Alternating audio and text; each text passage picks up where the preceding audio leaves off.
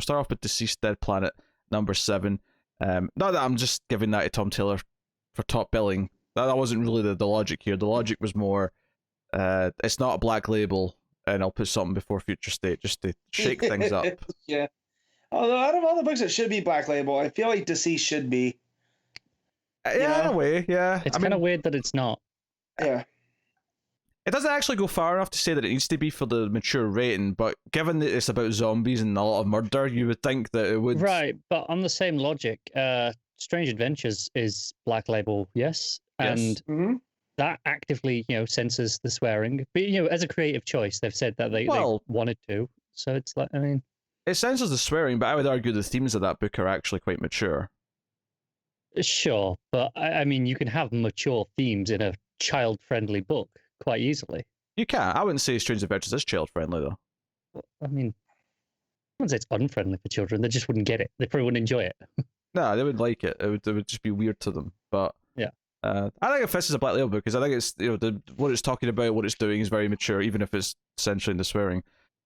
Deceased Dead Planet is kind of pulpy, despite its dark subject matter. Yeah, I mean, There's sometimes androids versus zombies, so I guess. Yeah, I wasn't saying that Strange Adventures shouldn't be black label, just more. I mean, maybe they should be as well. Oh, I'm glad. Yeah, it's just weird. Like it exists in its own little world. I mean, it started off as a mini, and then it got that the Unkillables, which was a mini of a mini, I guess you could call it, right? And then the sequel, and then the sequel, and then in between that you have the digital first that might not ever be released physically. We haven't seen anything yet. I don't. So maybe it will eventually, but from what I read, it didn't seem like it was friendly to being transferred into the format. So Dead Planet just exists as its own thing. So I mean, I get why it's not just black label, but at the same time. I feel like it needs its own banner. I guess Deceased is that at this point. Yeah, it's funny because honestly, this is obviously the final issue. This is issue 7, and I don't necessarily feel like this is really leaving it in a place that feels obvious for it to continue in any way. It feels like a nice, neat ending. It's the ending of the Deceased zombie storyline, right? But also leaves it in a place where you could tell stories in this world with this Justice League, no problem. Yeah, you totally could. What do they want to do? That is that a plan? I have no idea. This could totally be where we leave this and never come back, and it would be perfectly fine. You'd have this little trilogy of Deceased, Unkillables, and Dead Planet, and it would be a perfect little run to read. So essentially an 18-issue run, when in terms of the page count. Yeah. That would make a very nice, oversized hardcover. Yeah. A nice little plus that one shot they did in the middle of the first one. So you got about 19 issues of it's better. Talk about the actual issue. Talk about how it wraps up and ends, and the kind of the final big moments that we have here, which involves John being very Superman, and Constantine doing some very Constantine. very Constantine. Yes. Notably, I had to not call him John because that would have just made things confusing. Yeah. Too many Johns. It comes down to 2 Johns. I suspect that is the exact reason why whenever we have like Zatanna narrating it, and there are points when she mentions Constantine in a way where you'd feel like she would probably normally say John, but I feel like just to, even though it's spelled differently, I do think they did that as an intentional choice to make it clear just who she's talking about without any thought involved. Yeah. Tom Taylor's really good at big moments.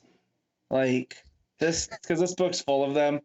Like Matt, we knew coming that. in with the insight, I see. But no, just like we knew this is the last issue and it's going to end with a bang, but I didn't realize there's going to be like 4 different ones.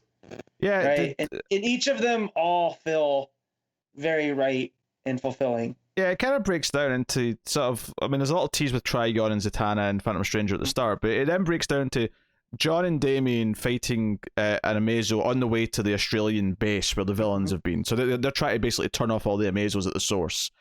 And there's a moment where John, in his narration at the very least, says, "Oh, he just tried to kill my best friend. Like I'm not holding back now." To the Amazo robot, which kind of is a sweet moment. Like the idea that he gets defensive because something almost kills Damien. He's like, no, okay, I'm not having this now. Right, enough of this shit. But you have a couple of sweet moments. You have a moment where the military that are working for the villains refuse to attack Superman with their whatever plan they've got to take on a Superman-like being, and John thanks them for it afterwards, and it's kind of a sweet moment. Like, dude, I'm not hurting Superman. Like, there's a line here. Yeah. Millions of innocent people turn to zombies. Yes. Superman, no. I get it though. I understand where these guys are coming from, because as far as they're aware, they're zombies. They're dead. Just take them out. Let's make the world safe for the rest of us. But this is Superman. That's different. Oh yeah, as it's pointed out even in this issue, none of these characters know that there's a cure. Right. That is not knowledge. Even when Superman and Batman are talking about it, they're saying, "Hey, yeah, these villains, like, they don't actually know that we can cure everyone yet, so we can't hold it against them that they had this plan in place. We can't really." Meanwhile, you've got Wallace speeding around, delivering the cure with his cure gun as fast as possible. And him and John saying that they'll race and they'll meet in Asia. You go this way, you go that way. That's another one that just felt right. The idea is that they're trying to stay ahead of the Amazos because the Amazos won't target anyone that's alive. Right. Yeah. So, you could have almost done a full issue of that, just like them trying to stay ahead. That could have been a fun, like, tense issue, but there's so much else going on in here because we have to also fight Trigon. Yeah, it's like 3 pages in this at most. Well, and I like how the Australia stuff resolves itself with they're all standing there and Penguin automatically recognizes Damien. He's like, "You're the Robin," right? And that's when they go to shoot Superman and they say no. And all of a sudden he just falls to the ground. And you find out that Constantine has used the Ragman's cloak to basically pull all the corrupt souls that are in that bunker. So a nice bit of commentary out of Tom Taylor. Quite a feast as well, I'd imagine, given the characters that were in that bunker. All these people that were just self-serving during a plague. It filled up, to the brim. So Constantine could fight Trigon, which, again, I appreciate Tom Taylor's version of Trigon, who's essentially just the devil, right? Like, in other continuities, he's like just one of the demons or, a multidimensional being. But here, like, no, he represents the eternal damnation of afterlife as he keeps taunting Constantine with. So I thought that was pretty cool. Yeah, Constantine. I like when he is like the king of demons, which you see sometimes. Constantine does knock him down, but ultimately his plan is to be killed, so that because he's taken Dead Man's powers. So now, as Ghost Constantine, is how he's actually going to beat Trigon. But so that's kind of which how was real cool too, with Taylor doing the narration from Constantine, where he works in all the different magical aspects, with the speed of Mercury and the strength of Hercules, and combined with the forces of order. Yeah, it was like using Xanadu's crystal ball to, just see far enough into the future to avoid the attacks. Right, and then he would come back around on the next part of the attack because he had the wisdom of Solomon to know. And you're just like, oh man, and then you see him get taken down, and you're like, crap. Which I forgot that he had taken Dead Man's power. Like, I know that was a big moment, but with how fast this book has moved, I forgot that was a plot point. So then when he appears to Zatanna as a ghost and he's wearing Dead Man's like costume, I thought that was pretty cool. Like, he's got the big D on the front. Yeah. That was pretty cool. Yeah, and it's all Zatanna's narrating this whole Minnie's been Zatanna narrating, so her perspective and sort of being very reminiscent and saying goodbye to him and all that. It has a lot of moments.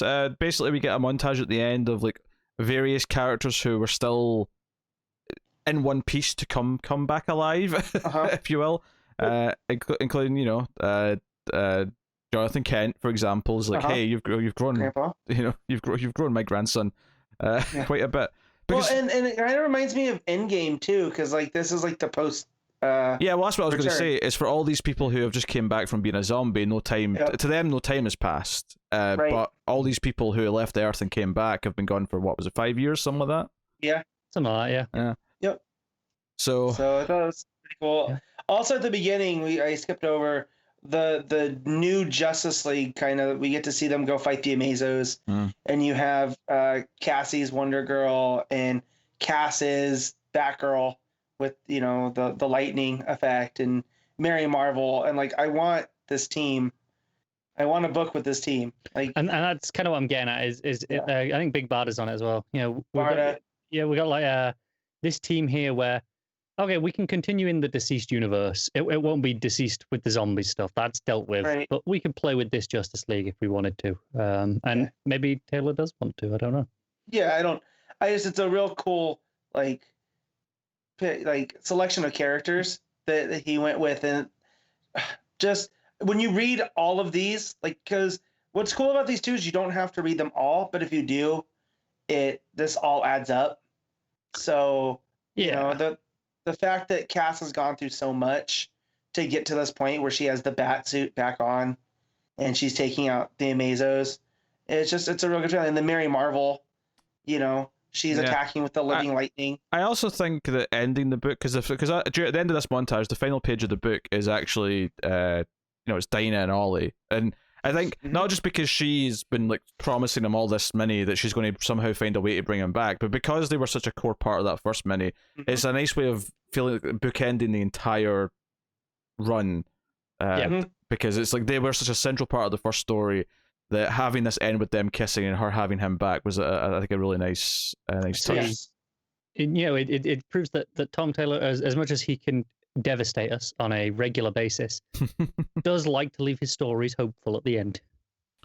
Well, that's the thing. I mean, I think Taylor's devastation is always based in knowing exactly what we care about. So that's why it always hurts. He knows what buttons to push. It's not just it's not that he's getting things wrong and we're getting mad at him. It's like, no, he's pulling the strings that why we care about a Dick and a Babs relationship, or why we care about take any pair, like why we care about that particular pair, and he knows how to make it hurt. So pretty much. It's hard to find much fault if you've been enjoying this series, you've been enjoying this saga since it started, and it must have been 2018 this all started now. Yeah, I think so. Maybe 2019. I think it was October 2018, wasn't it? It was. I'm sure it was towards the end of the year. Was it? Yeah, that sounds about right. Yeah. I just remember the great movie, like they started off, the variants were like really good. And they've gotten a little bit, I don't want to say worse, but less inspired as we've gone. Yeah, the art has not gotten worse. It's just the concepts of what movie posters are taking have gotten a little bit. They could pull from, right? Because that Blade Runner one was really cool, but like they started off as horror because when I was organizing my comics, I have the first couple that were like really inspired. Like I think the problem is that DC seems to have insisted, or Warner Brothers seems to have insisted that the posters have to be Warner Brothers movies. Yeah. And I feel like that limited their choice a bit. After they'd done the obvious like 4 or 5, it was like, now we have to start doing other genres. And I just checked, by the way. The first issue was May 2019. Oh, there you go. Really? The reason I thought October was that's when the first mini ended. It had its final issue the day before Halloween, so that's kind of why that was in my head. I mean, it just shows you how little a gap there was then between that and Unkillables, because Unkillables was the start of 2020. Did it start in 2020? I don't know if it started, but the last issue or 2 were in 2020. It was right at the start of the year. Yeah, that sounds about right. So it shows you how much of a gap there's not been between the various parts, which is nice. And it's kind of why it's kind of felt like an ongoing in a lot of ways. It has just felt like we've had a DCeased book for a year and a half, give or take. Yeah. But hey, but Taylor's got other things to do at DC, so I mean, we'll be seeing him elsewhere, including ongoing Nightwing, baby. So, what are you going to give issue 7 of DCeased? Dead Planet, Matt? I'm going to go with a 9. I think it really handled the juggling of all the stories real well and gave us a fitting end that didn't it should have felt rushed, right? Because there was a lot going on with the end of the last one. And all of this it hit its, pacing real well. So yeah, 9. Yeah, it was set up well enough. I don't think you felt that too much. Connor? I'm going to go with an 8.5. And not that I think it feels rushed, but I do think maybe we could have had an extra issue. I know this was already 7, but just one more feels like this last issue was particularly dense, even though it read quite quickly still. There was a lot in it that I feel like, no, we could have explored a little bit more with it. Yeah. Yeah, I'll go with an 8. I think Okay. I've liked this book a lot, but I think it almost suffers a little bit because I think Unkillables was like next level stuff. I think Unkillables is the best part of DCeased. That 3-issue. Yeah, that's fair. Mini, I think, is the crown jewel of this whole thing. This was good though, and it paid off a lot of stuff that it had been setting up. So I also just remembered. Now there's a cure. Superman's still in the sun. So maybe a potential sequel would have John going to the sun. And... I mean, I'm surprised Matt didn't gush about how well he treated the idea of Superman here. You're literally defying fate. As like, he was supposed to die, but he's Superman. Screw it. Right, because he's a spec, and as a spec, I'm telling you, you're stopping. Exactly. That was great. Yeah. So yeah, here today, try gone tomorrow, as they say. So you love it, Connor. You pretend you don't, but you do. I'm not gonna miss this shit.